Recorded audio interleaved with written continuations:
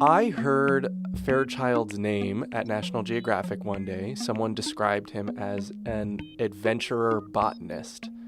And I had never heard anyone have that title before. And it sounded so illustrious that I dug deeper and deeper and found his journals and his travel memos and his love letters that painted a portrait of his adventures all over the world.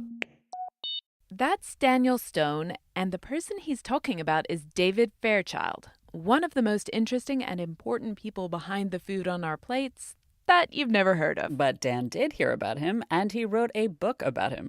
It's called The Food Explorer, The True Adventures of the Globe-Trotting Botanist Who Transformed What America Eats. You're listening to Gastropod, the podcast that looks at food through the lens of science and history. I'm Cynthia Graber. And I'm Nicola Twilley. And today, we're going to get the heck out of Kansas alongside David Fairchild and travel the world exploring how so many of our favorite foods, dates, kale, mangoes, how they got here. But before we get to David's seafaring exploits, we have a few sponsors to tell you about. First of all, we want to tell you about Bob's Red Mill Chocolate Protein Muffins recipe. Packed with Bob's Red Mill oat bran and their chocolate protein powder, these sweet chocolate beauties are full of the good stuff, but taste like a treat.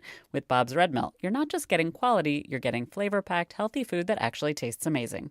For the highest quality products, Bob's Red Mill is your go-to. Head to bobsredmill.com for hundreds of other recipes and to shop their huge range of products. That's bobsredmill.com. And while we're on the subject of deliciousness, here's a breakfast worth getting out of bed for. Thomas's Original Nooks and Crannies English Muffins.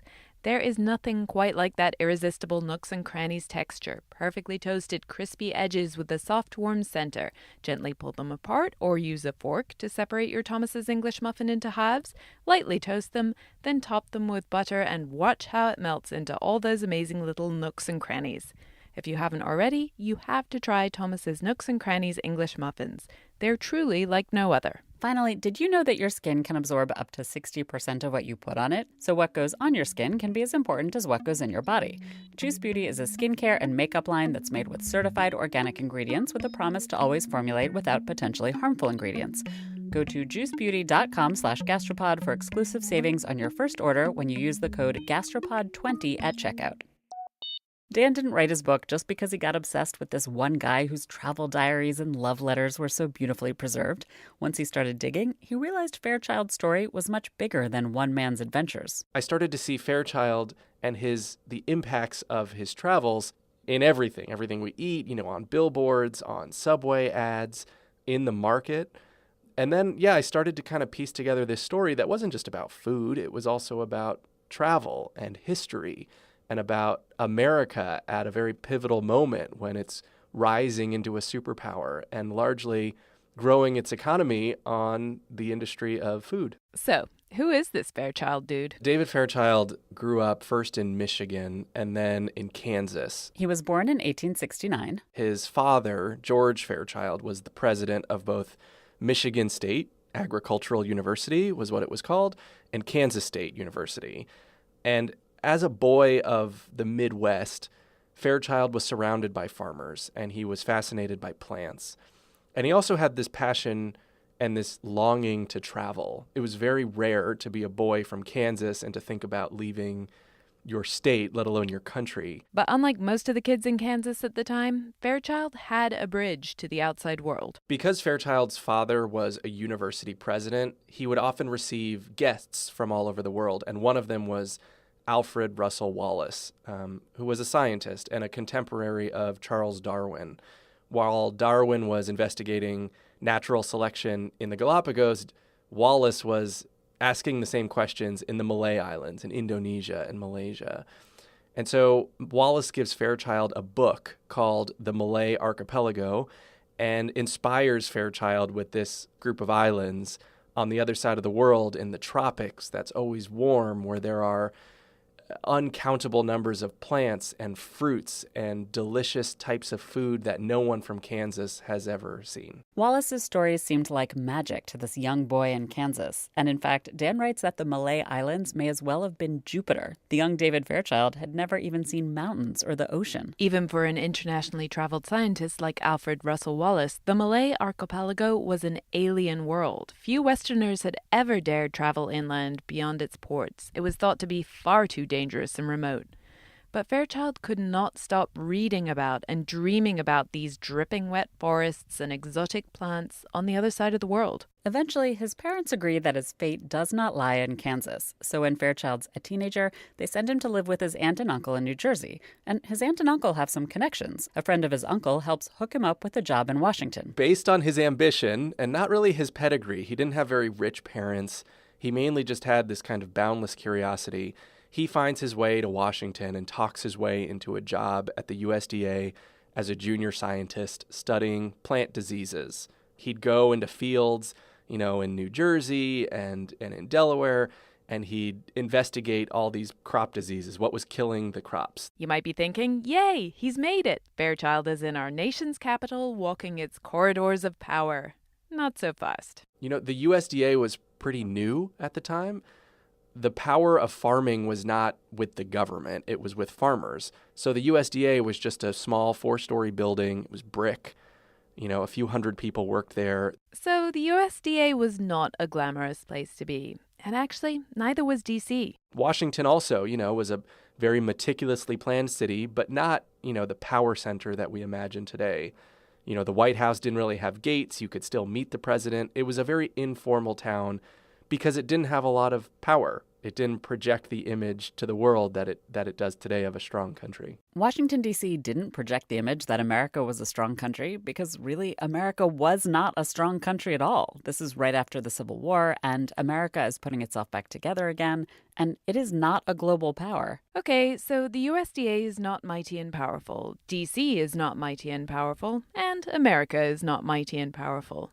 And in some ways, that lack of power and might, it all comes back to food. In the early days of America, food was nothing special. Food was very bland. A lot of corn, a lot of potatoes, a lot of livestock and dairy. Not much variety. Certainly no illustrious crops that you'd see in the market now. Mangoes, pineapples, bananas. None of that stuff was here. The food was boring, in part because there just weren't a lot of different types of crops. There were a lot of farmers, though. More than half of the people who were working in agriculture.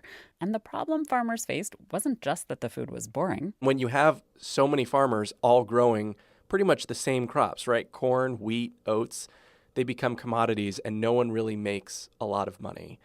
So that led in the 1890s to the first agricultural depression, where farmers are essentially bankrupt. No one's making a living. And they petition Washington and say, this is a real problem. We're working really hard. We're working harder and harder every season, planting more and more. And because the market is flooded, we're all sunk. And so Fairchild grows up in Kansas and sees this problem, sees these farmers and this anguish and anxiety. And that kind of fuels his interest that maybe we need more crops, maybe we need better crops, more diverse crops, because diversifying the food system will really diversify the economy. Now, you might be thinking, as we were, hold up a minute. Why is the American cropscape so boring? Sure, the colonists brought just a few basics with them, and corn is a super important native crop that became a staple. But what about the other indigenous foods? Surely they could have added some variety. Very few crops are native to North America for a couple reasons. One is geology. There were ice ages about 10 to 13,000 years ago that covered every continent. And North America is pretty small, so it didn't recover as fast as Asia, connected to Europe and Africa. Another reason is that the Native Americans who lived here before the colonists were mostly hunter-gatherers. They didn't establish agriculture as fast and as efficiently as the Aztecs or the Egyptians, big early civilizations who had big populations. They had to find a way to produce food a lot more reliably and quickly. Native Americans could afford to roam and farm in a less organized and formal way because there were fewer of them. So yeah, there were crops here, and there were foods being grown thousands of years ago, hundreds of years ago. But by the time Christopher Columbus arrives and colonists kind of take over their land and all of North America, those crops didn't survive because they weren't established in a formal agricultural system that could last. Plus, of course, the colonists didn't value the food that was grown here. And so most of our food, like most of the people who live here today, didn't originally come from here. Though you should listen to our episode on Native American cuisine to hear more about the people who are trying to bring back these indigenous foodways. But meanwhile, back to our hero this episode, David Fairchild. He's got this job in D.C., and one summer he gets assigned to staff the USDA booth at the 1893 Chicago World's Fair. This gig was a lot of fun. The fair featured the world's first Ferris wheel, built by George Washington Gale Ferris, Jr., and the world's first moving walkway, too. And it was massive. 30 million people came at a time when only 62 million people lived in the U.S. Fairchild couldn't quite compete with a huge spinning Ferris wheel, but he did have some tricks up his sleeve. He gave a presentation on how plant disease could kill a crop. Unbeknownst to the audience, he'd contaminated some pear seedlings a few hours earlier. So just at the moment when he was presenting, plants would begin to die right in front of the crowd's eyes. But all this fun, games, and dying pear trees aside, Fairchild was still obsessed with somehow getting to the Malay archipelago. And right before he left for Chicago, a young zoologist he knew told him about a Smithsonian grant program to fund travel to Naples. Naples isn't Indonesia, but it is overseas. So Fairchild applied to this grant, and while he was still in Chicago, he got a cable from his scientist friend. Fairchild had gotten the job. Today, when I can get online, price shop for plane tickets, and be literally on the other side of the world in 12 hours, as long as I have the cash, it's hard to imagine how completely crazy of an amazing adventure going to Naples would have seemed to Fairchild. Right after the Civil War, we begin to see people travel a bit more freely. This is referred to as the golden age of travel, not because travel was easy, but because it was new. People could take steamships across oceans and to foreign countries in a bit cheaper way than in the early days of, the European explorers. If you had the money, you could travel from Baltimore to Italy or Baltimore to India or to Australia. And it would take many months, but that was a very novel idea, especially to a country where no one had really gone anywhere before. Fairchild left Chicago, headed back to D.C., quit his job at the USDA, not without a little bit of panic, of course, and prepared for his first trip off American soil. So Fairchild's on this steamship across the Atlantic Ocean, and on this boat he meets pretty much the person who will end up directing the destiny of his travels and his whole life. He meets a fabulously wealthy, world-traveling playboy bachelor named Barbara Lathrop, who's in his 40s. He is wealthy because he inherited his money from his family real estate fortune. Lathrop is tall, handsome, and had a perfectly groomed mustache. And he has traveled around the world a dozen times at this point. He tells these greatly embellished tales of times he was in Japan and times he saw rhinos in Asia and times he crossed the Andes on muleback. And young Fairchild is taken in by this portrait of this man, this most fascinating man in the world, he calls him, who pretty much is the image of Fairchild's dreams lived out. And Fairchild honors him. He looks at him with such ambition and admiration. And Lathrop enjoys this. Eventually, the boat reaches Naples. Fairchild doesn't speak a word of Italian. He doesn't have a place to live.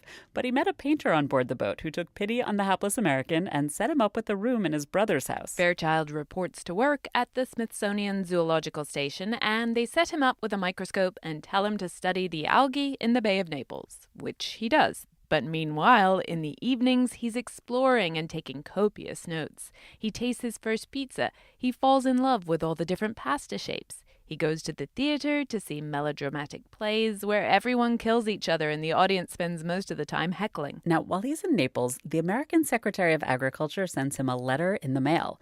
It contains an order to go to Corsica on a secret mission. Corsica is a French island in the Mediterranean, and the Corsicans grow the best citrons in the world. Citron's a relative of a lemon. Fairchild is sent there to acquire better citron, cuttings or seeds of the best citron in the world. And he's very bad at this work. It's his first adventure. It's his first assignment. And he is immediately arrested. He's accused of being a spy, which he is. He is an agricultural spy, but they think he's a military spy or an economic spy. And yeah, he's apprehended, he's interrogated, and he ends up talking his way out of it by, promising that he's not there for anything valuable. Also, he doesn't speak any French, so, what can they do with him? And he is allowed to leave. Fairchild is undaunted. He's determined to succeed in his mission despite this initial setback. And on his way out of Corsica, he dips into a grove of citron, and he takes 3 cuttings, and he takes 3 fruit, stuffs them in his jacket, and before he leaves, he sticks the cuttings in potatoes so that they will be nourished on the month or 2-month-long voyage back to America. They make it all the way to Washington. They are sent to USDA experiment stations in California, citrus zone, and they are infused into the citrus crop and the citrus industry out west in a way that really fuels new growth, the exact sort of thing Fairchild had in mind. At this point, things are going pretty well for Fairchild. Safely back in Naples, he continues studying seaweed. And then one day, the world-traveling, mustachioed, wealthy man from the boat, he's otherwise known as Barber Lathrop, he just totally randomly drops by. And Lathrop has an even more random and completely outlandish suggestion. On the boat, Fairchild had mentioned his childhood dream of travel. And Lathrop has come up with a plan. He decides to give him $1,000, which in those days is a lot of money, to fuel and fund his travels, particularly to the Malay Islands, where Fairchild has always wanted to go since boyhood. So in his little lab in Naples, Barbara Lathrop makes this offer. And Fairchild is like, what? And we were too. Why would Lathrop do that? A few reasons. One, Barbara Lathrop was bored, right? He had circled the world more times than most people could ever dream. He really had no purpose in doing it, just to continue moving. And also, he kind of had this record of meeting what he called well-formed young men who were really strong in their upbringing, but really formable in their character and their life's path. And he liked playing this role of mentor and dream maker and kingmaker. This is obviously a dream come true for the 25-year-old scientist. He marvels at the money. It's twice the average yearly salary at the time. He's overwhelmed at the idea of seeing the landscape he's imagined since childhood. But then Fairchild dithers. He was surprised. I mean, some strange person offers you money to go to the other side of the world. Fairchild was convinced, I shouldn't really take the money unless I have a plan. And he spends more than a year kind of getting these impatient letters from Barbara Lathrop saying, what are you doing? What are you waiting for? And David Fairchild almost just, stays still and doesn't travel because he's so intimidated by the prospect and doesn't feel worthy of such an opportunity. I know, right? Come on, man. But before you reach back through time and join me in giving Fairchild a good smack to bring him to his senses, we want to tell you about a couple of sponsors this episode. Spring cleaning? Use Mr. Clean Magic Eraser to tackle the impossible stains your sprays and wipes can't. Try it on your toughest messes like soap scum in the shower. It will blow you away. All you have to do is wet it under the tap, give it a squeeze, and it's ready to erase. And because it cleans with water alone, you don't have to worry about harsh cleaning fumes or scents. Here's the story behind the Magic Eraser. Procter & Gamble have a team of technology entrepreneurs stationed around the world looking for cool new ideas. Their guy in Osaka, Japan, discovered a stain-removing sponge in a market there in 2001. He sent it back to headquarters, and the in-house R&D team improved it and made it more durable. If you're about to take on your spring cleaning, you should definitely try Mr. Clean Magic Eraser. It makes cleaning your toughest kitchen and bathroom messes fast and easy. Check out mrclean.com/gastropod to see more ways the Magic Eraser can help you knock out impossible messes all around the house. When it comes to bra shopping, it's all about finding the right fit. And there's only one lingerie brand that offers bras in sizes AA through G, Third Love. Third Love uses thousands of real women's measurements to create bras that fit and feel great. In the 70s, feminists were famously burning their bras. But in reality, the women's liberation movement led to the first scientific research into breast biomechanics and bra design. Before that, bras were designed for aesthetics rather than comfort and support. To find the bra you've been waiting for, all you have to do is answer a few simple questions from Third Love's Fit Finder quiz. It only takes 60 seconds and you can do it all from home. Try a Third Love bra. It's so comfortable you might forget you're wearing it. And if you don't agree, returns and exchanges are easy and free. This year, make the change that will change the way you think about bras. Go to thirdlove.com/gastropod now to find your perfect fitting bra and get 15% off your first purchase. That's thirdlove.com/gastropod. Fairchild dithers for a full year. Lathrop is writing him letters, wondering what on earth is the problem. Fairchild keeps dithering.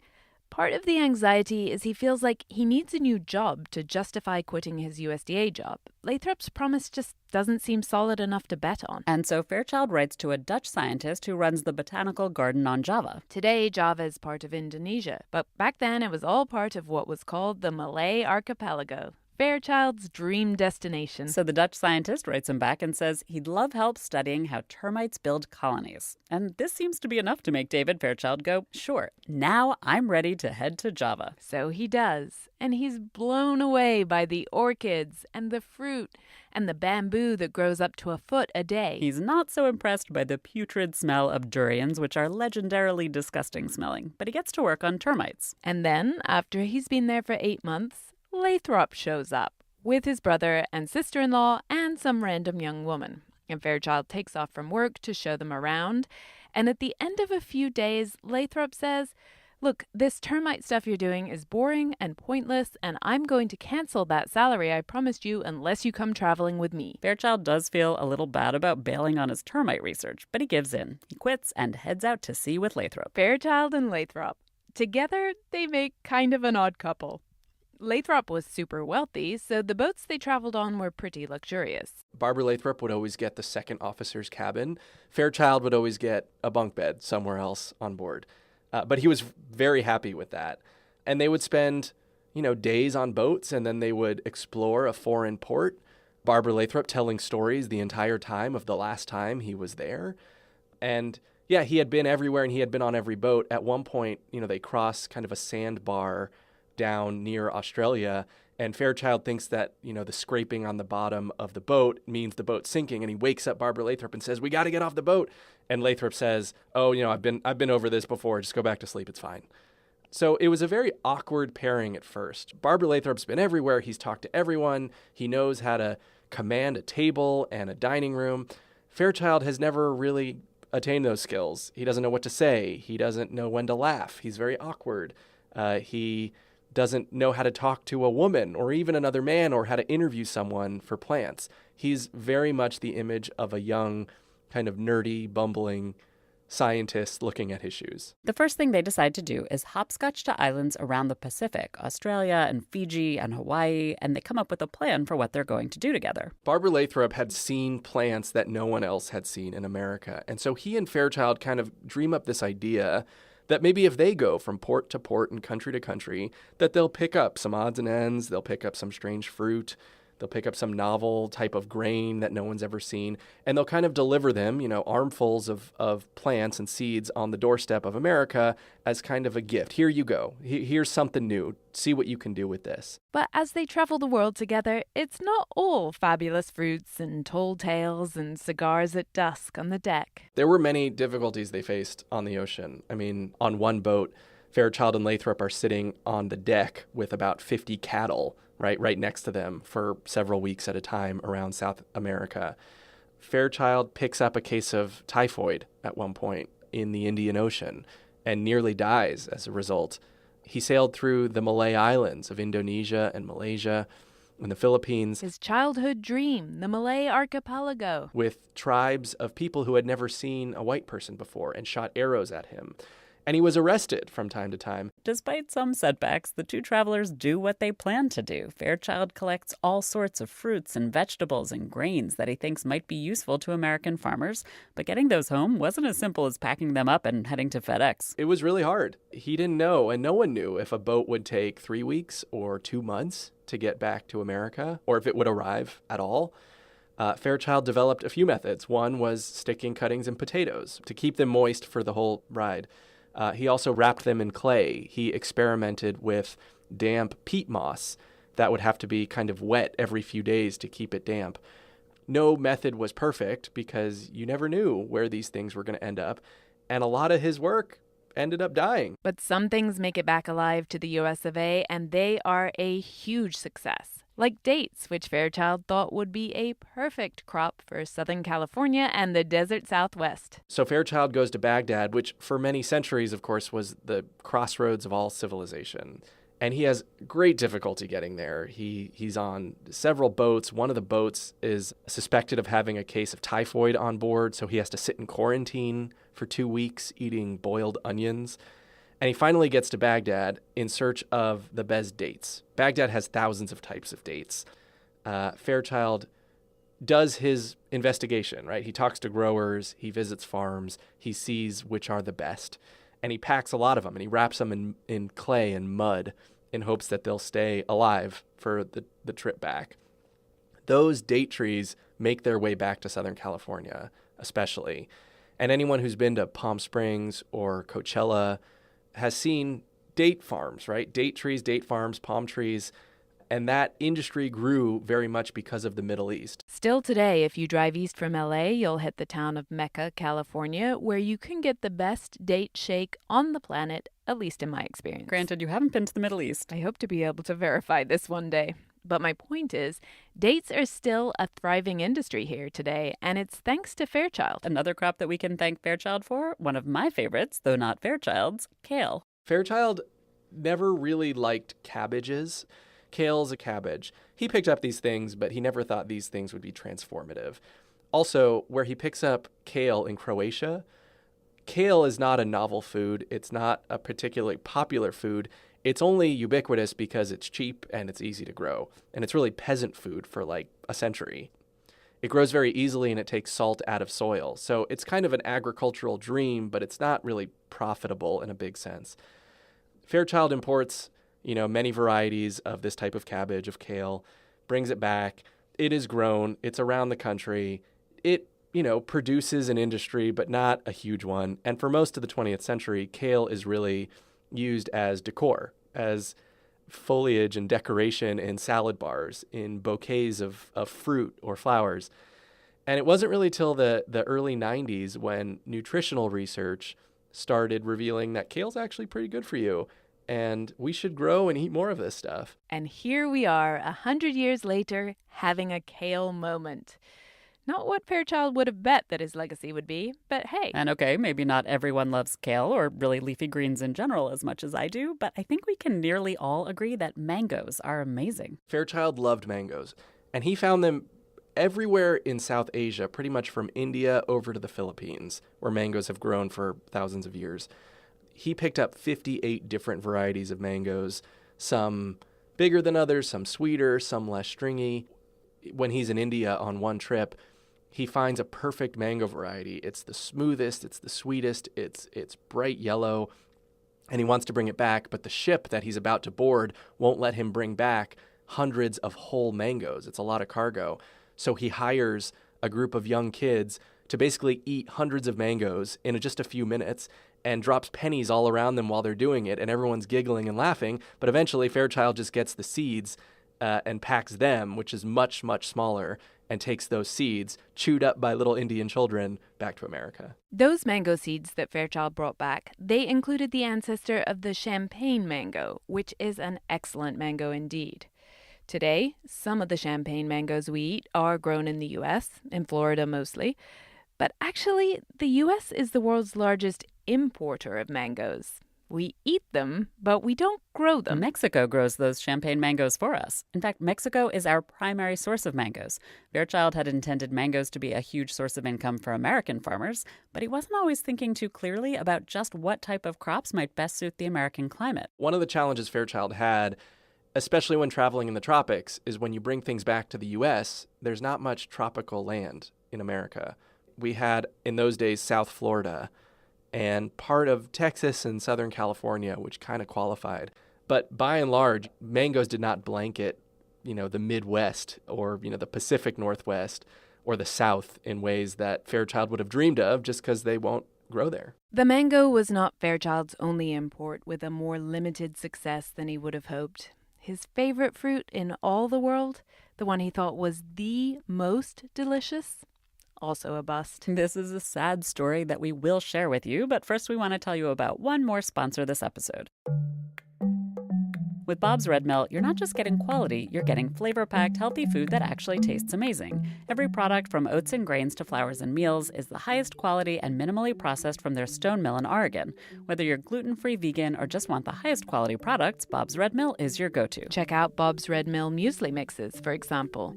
Muesli was originally invented by a Swiss doctor around 1900. He ran a care home for the chronically ill and believed in the power of food to heal. His mixture of raw rolled oats, apples, and nuts was soaked overnight in juice and served with yogurt. In case you're wondering, the difference between muesli and granola is that granola is baked, not raw. Head to bobsredmill.com for hundreds of recipes for muesli breakfast bars, muesli cookies, muesli bread, and more, and to shop and explore their huge range of muesli mixes based on different grains as well as other products. That's bobsredmill.com. Fairchild had many disappointments. One of them was a vegetable pear, he called it, a chayote in the Caribbean that he thought would be brilliant, and no one really cared. Another was a personal-sized pineapple, a really small pineapple that he picked up in South Africa that he thought, like, who wouldn't want, like, a pint-sized pineapple? And it turned out the growers were like, we want bigger and bigger pineapples, not smaller. I want a personal-sized pineapple, damn it. I think someone should try again. But that wasn't Fairchild's biggest disappointment. His biggest disappointment was his favorite fruit, right? This is a man who had gone to 50 countries, who had tasted thousands of fruits, and his favorite was called the mangosteen. He loved a mangosteen, and if you've never tried it, it's delicious. It's sweet, it's pure. It's not related to a mango at all. It's small and purple. It's got little wedges of white fruit in the middle that all have seeds in them. And he thought, this is the best fruit in the world. Who wouldn't want to eat this? But the mangosteen's deliciousness had blinded Fairchild to some of its handicaps. So the mangosteen has a really thick peel. It's a lot of weight that you don't eat. Its fruit is really small and measly and takes a lot of work to get to. It ripens really fast as soon as you pick it. So you really only have like 2 days or 3 days off the tree. And it bruises very easily. So you can't ship it 1,000, 3,000, 5,000 miles. So when you compare it to a fruit like an orange or an apple or a banana, right, these hardy crops of world trade and world distribution, the mangosteen has a pretty weak resume. Some fruits are just not destined to conquer the world. In other cases, the fruit could have been a contender, but it didn't get the love it needed. Because if you're going to try to introduce a new crop, it's not enough just to make sure that America has the right climate for it. There are two other challenges. One is you bring the seed and you try to get farmers to grow it. And the second is that you have to get people to buy it and eat it. And it's a catch-22 because farmers won't grow something that no one's going to buy, and people can't eat something that no one's growing. Take the cashew. Fairchild picks up varieties of cashew in Asia and Europe, and he sends them back. No one really knows what to do with them, and so they don't really catch on. But overall, Fairchild had enough hits to make up for his misses.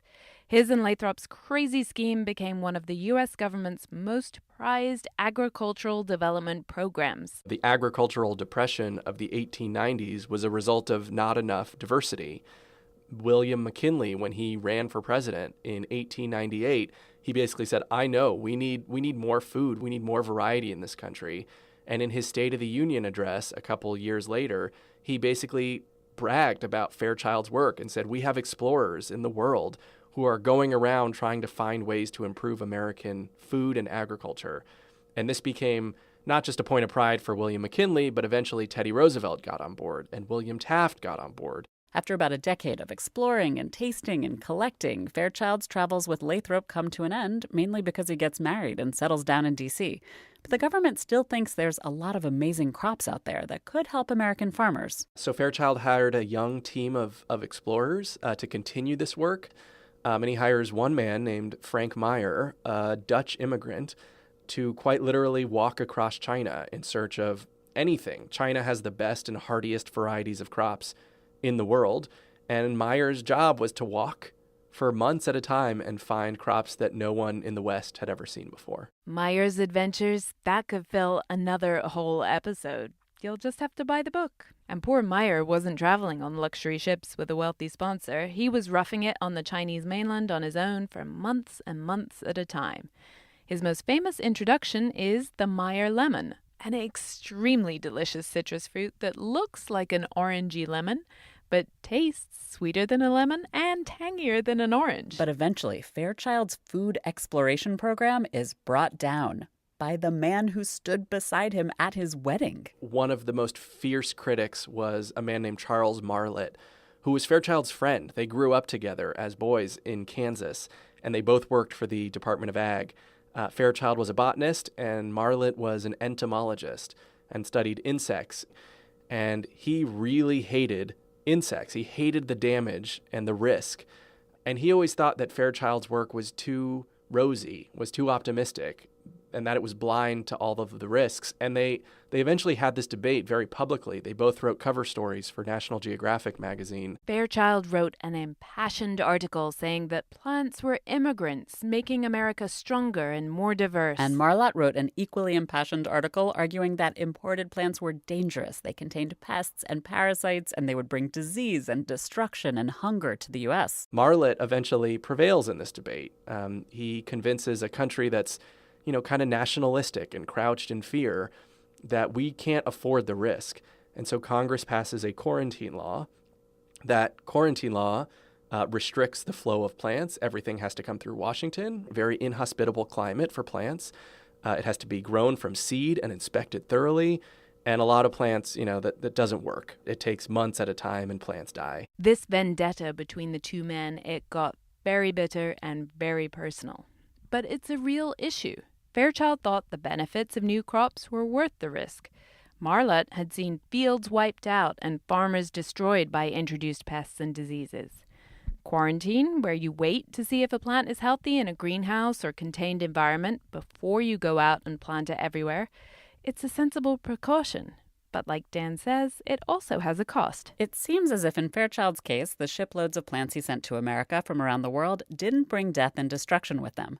Of course, like all plants, they did carry insects and fungi along for the ride, but none of them seem to have been particularly harmful. But really, that was just luck. Marlatt had a good point, and in the end, he won. Fairchild's work carried on for a while, but it moved more slowly because of the quarantine bottleneck. Meyer died in China, and then World War I broke out, and people had other things on their minds. By the 1920s, the program was pretty much shut down, and Fairchild retired to Florida. But even though his program died, Fairchild had a huge impact. Now, nearly a century later, there are a lot of foods you can see in the supermarket that are at least in some way connected to Fairchild's international collections. Certainly varieties of mangoes, varieties of hops, seedless grapes, types of lemons. Most varieties of lemons are remnants of Fairchild's work. Varieties of watermelons and pineapples and avocados from South America, soybeans from Asia, and types of oranges and grapefruits. Dan could have kept going. It seemed like for hours. Fairchild's food exploration, it really shaped what we eat today. But his overall impact, that's even larger. I started investigating him as a food explorer, a guy who ran around the world in search of food. But what I started to realize was this was a very formative era for America, American food and America in general. The growth of our food and the diversity of our food really fueled the growth of America.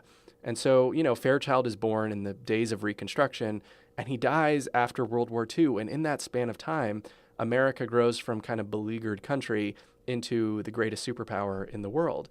A lot of that is because of food. A lot of that is because of farms. Fairchild's legacy is certainly with food and plants, but it's also, we are a richer country. We are a more advanced country because this work was undertaken, and this work, connected with America at a time when America was hungry and eager to grow, and Fairchild fueled a lot of that. But then, if this was so important and made such a huge difference, why aren't people out doing the same sorts of things now? Well, one reason is that a lot of large-scale farmers today aren't as interested in new, unusual crops, not like they were a century ago. We continue to grow, and 100 years later, we're still growing and becoming more industrious and efficient. And so that means growing maybe fewer crops, but growing them better. So that's kind of the state of American agriculture now, and why you hear a lot about monocultures. We don't have as many types of tomatoes or potatoes or apples growing in the U.S. as we once did. Another reason that food exploration is no longer a thing is simply that fewer fruits and vegetables remain to be discovered. When Fairchild was traveling, travel was unusual. People didn't just visit other continents. Now it's relatively commonplace in rich countries for our food to travel around the world, as well as many of us. But there is still another issue that we have today that Fairchild didn't even see as a problem. We recognize that the plants in a given country belong to that country. We see these types of activities as stealing, as biopiracy. In Fairchild's day, that wasn't even really a concept. He always made the case, I want to be botanical friends, not agricultural enemies. But still, he's attempting to acquire what amount to strategic economic assets from these countries. But Fairchild always, kind of veered toward botanical diplomacy. He was very rarely kind of stealing and running out of fields more than he was, walking up to farmers' doors and asking them for advice. When you approach it differently like that, even if you're doing the exact same thing, people respect it a bit more. And he ended up keeping in touch with a lot of these farmers, and he'd write letters, and he'd, give them updates about the growth of America's date or hops or mango industry in ways that could help the original growers feel a little ownership and kindness themselves for having helped America grow. But even so, even if he saw what he did as being botanical friends and the farmers he met gave him their seeds or crops willingly, Fairchild was taking from countries that weren't as powerful as America was. He took plants from countries that sometimes weren't very rich themselves. Fairchild brings those things here, and America grows. In some cases, the fact that Fairchild brought this genetic material to the U.S. helped preserve it. We all have better crops today because of his work. But also, America and American farmers and agricultural companies, they are clearly the ones who benefited the most. That's an aspect of Fairchild's legacy that is more problematic. And that's really why food exploring, the way Fairchild did it, it's not something that goes on anymore. These are all really big picture ideas about food and farming and plant intellectual property and biopiracy. But really at the heart of this, for Dan, this is a story about two men and their adventures around the world. So whatever happened to Barbara Lathrop? Well, they end up becoming friends and colleagues. They spend more than a decade traveling together. Fairchild eventually gets married and kind of takes himself out of rotation of running around the world. Barbara Lathrop continues to travel for decades more. He dies in his 80s in motion. He dies in Philadelphia just because that's where he happened to be. He was a man who was never really comfortable wherever he was, and for whatever reason, I didn't find much evidence about him personally, about his lifestyle, about his preferences and his friends and desires. But, he was a man who ran constantly, who never felt at ease in established society.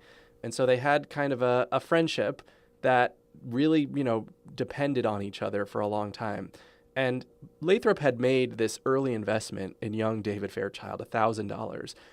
And by the end of both of their lives, certainly when Lathrop died, you could see Fairchild talking and surrounded and consulted by people like Thomas Edison and Henry Ford and Alexander Graham Bell and big titans of science and industry and visionaries of the future. And so when you think of giving someone $1,000, it's hard to imagine a greater return on investment than what Fairchild was able to do with it and the work and the passion that it fueled that assisted his country. Dan Stone, ladies and gentlemen. Buy his book. It's called The Food Explorer, The True Adventures of the Globe-Trotting Botanist Who Transformed What America Eats. We have links on our website, gastropod.com. It's a really fun read. We recommend it. Coming up after a quick word from our sponsors is a sneak peek at our next episode. But first, when it comes to bra shopping, it's all about finding the right fit for you. And there's only one lingerie brand that offers bras in sizes AA through G, Third Love. Find your perfect fitting bra today. Go to thirdlove.com/gastropod and get 15% off your first purchase. That's thirdlove.com/gastropod, thirdlove.com/gastropod. Spring is here, and that means spring cleaning is too. This year, try Mr. Clean Magic Eraser. It works like magic. It cleans the tough stuff sprays and wipes can't, like burnt-on stains on the stovetop and that stubborn ring around the bathtub. Plus, it's so easy to use. You just wet, squeeze, and it's ready to erase. See what cleaning wonders it can do for your home by visiting mrclean.com/gastropod. Part of the reason why it becomes such a flashpoint for cultural criticism is because it is so simple, and you go to a restaurant and you see it like costing $10, $11, and you're like, that I can make that at home. And even if you're spending like a lot of money on an avocado, it's not going to cost you more than $4 to make it at your house.